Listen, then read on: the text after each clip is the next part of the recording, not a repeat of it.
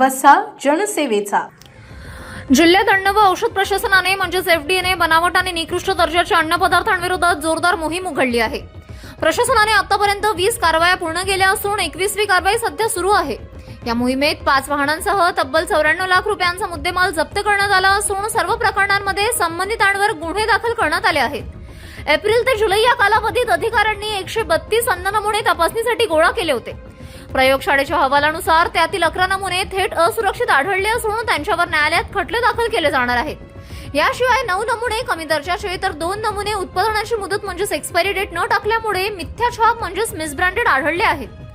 नियमांचे उल्लंघन करणाऱ्या 2 दुकानदारांचे परवाने रद्द करण्यात आले आहेत. तसेच 8 कारवायांमध्ये 500 किलो संशयित माल जप्त केला गेला. प्रशासनाने न्यायालयात पाठवलेल्या 11 प्रकरणांपैकी 3 प्रकरणांचा निकाल लागला असून संबंधितांना 4,58,000 रुपयांचा दंड ठोठावण्यात आला आहे.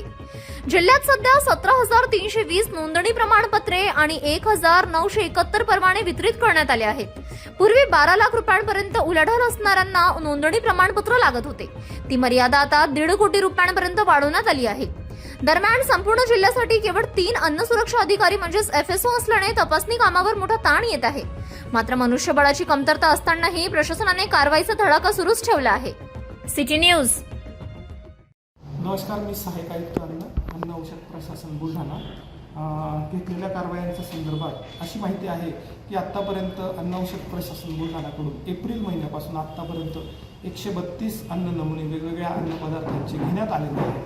त्याच्यापैकी 11 अन्नपदार्थ हे असुरक्षित असून 9 अन्नपदार्थ कमी दर्जाचे आहेत आणि 2 अन्नपदार्थ मिथ्या छाप दर्जाचे आहेत.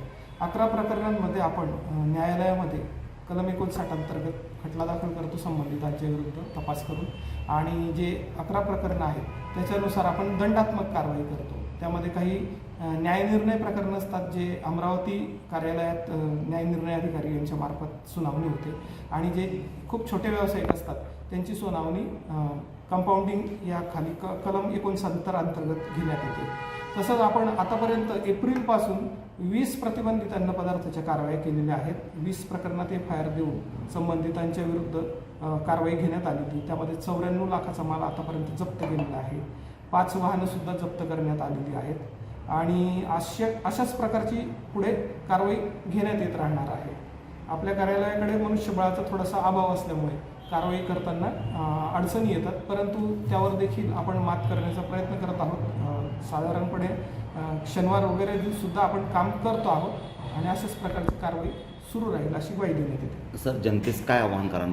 जनतेला असं सांगू इच्छितो की कोणत्याही अन्नपदार्थाच्या दर्जाबाबत शंका असेल तर आपण त्यात तक्रार नोंदवू शकता. त्या अन्नपदार्थाची क्वालिटी तपासून घेऊ शकता. त्यासाठी माननीय तुकाराम मुंडे सरांनी complaints.mahafda नावाचं वेब पोर्टल तयार केलेलं आहे.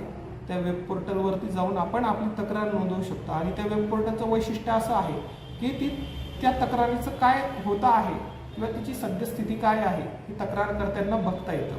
तिच्यावरती पुढे काय कारवाई झाली तिचं ट्रॅकिंग करता येतं. दुसरी गोष्ट अशी आहे की टोल फ्री नंबरवरती सुद्धा तक्रार नोंदवता येते.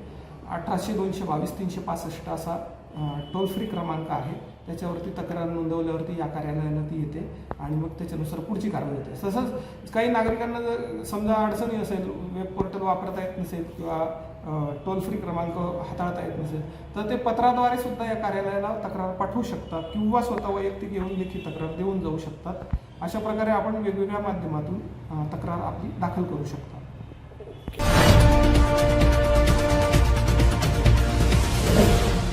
सिटी न्यूज वसा जनसेवेचा.